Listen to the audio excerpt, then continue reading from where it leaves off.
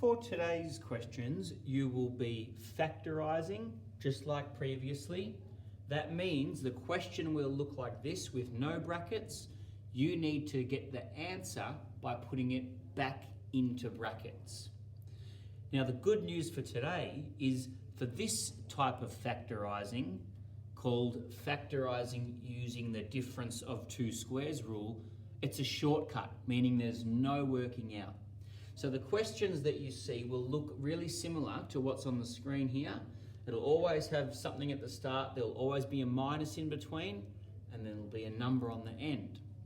With these questions, you can use the shortcut to get straight to the answer without doing any working out. So you might remember the difference of two squares rule from when we did expanding. It's exactly the same as that, but it's the reversal. So last time, if you wanted a refresher, look back in your notes for the heading that says expanding using difference of two squares rule. We're doing the opposite of that. So last time when you were expanding, your answer always looked like these. This time the question looks like this. The answer will look like the brackets from when you were doing the expanding section. I'll do the first one with you as an example, then it'll make sense. Then you'll be able to try some more on their own. With questions that look like this, the answer is always two brackets touching each other. So whenever you see a question that says factorise using the difference of two squares rule, the question will tell you that.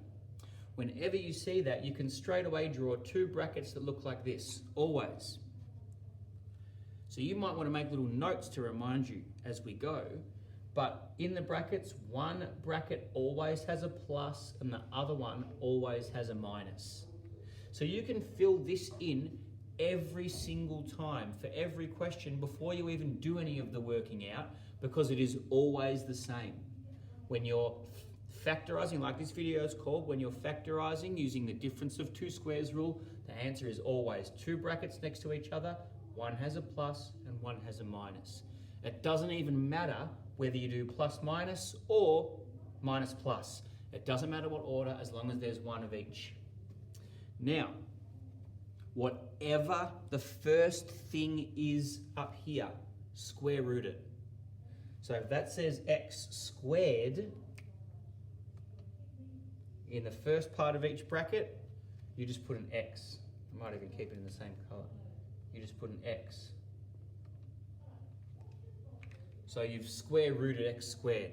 And if you wanted to give yourself a reminder, it's probably too small for me to write it, but you could tell yourself that you need to square root that and put it at the beginning of each bracket. Then do the exact same thing with the 9. Square root it and put it there. Make yourself a little note if you think you'll forget. Square root. So square root means what number, when I times it by itself, equals 9. So really, just go up. 2 times 2. Does that equal 9? No. 3 times 3. Does that equal 9? Yes, it does. That's your answer. The square root of 9 is 3, because 3 times 3 equals 9. I probably should have written that in purple as well if you wanted it to match, just because it's your example and you want it to stand out. You don't need to use all the colours like this when you do all of the other questions. This is just for it to look a bit clearer. So then your final answer is x plus 3 and then x minus 3 in the other bracket. That is all you need to do.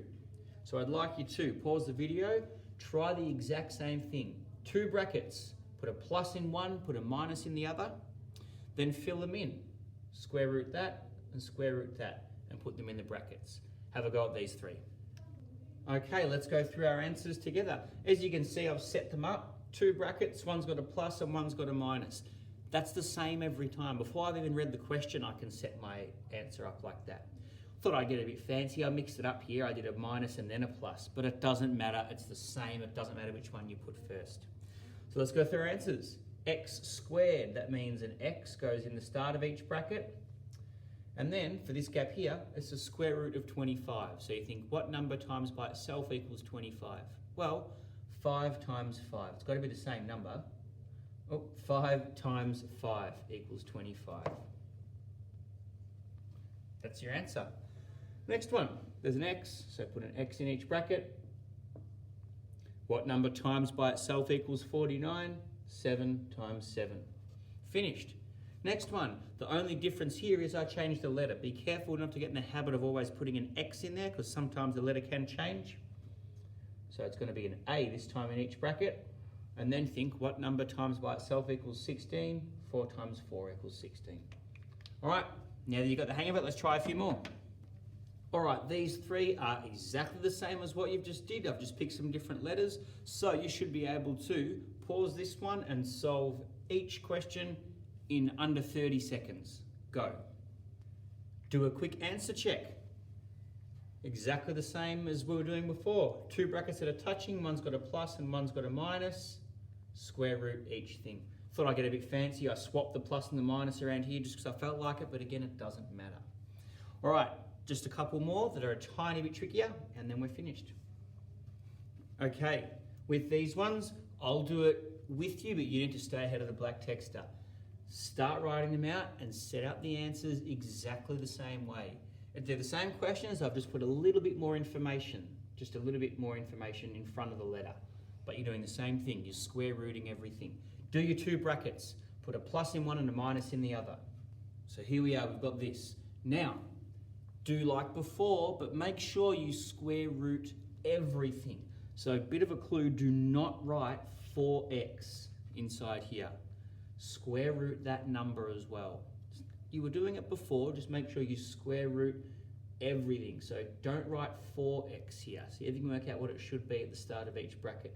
Square root the 4, that's the number that you need to write here. If you've done it correctly, the square root of 4 is 2. So you should write 2x at the start of each bracket because 2 times 2 equals 4. Now for the last bit, this is definitely the same as before. Think about what number times by itself equals 36, and that's what you write here. If you've done it correctly, 6 times 6 is 36. Okay, pause it and try the exact same thing with the other 2, but remember, square root the 9 and the 64 when you're putting it in brackets. Same thing down here. And here are the answers. 3 times 3 equals 9.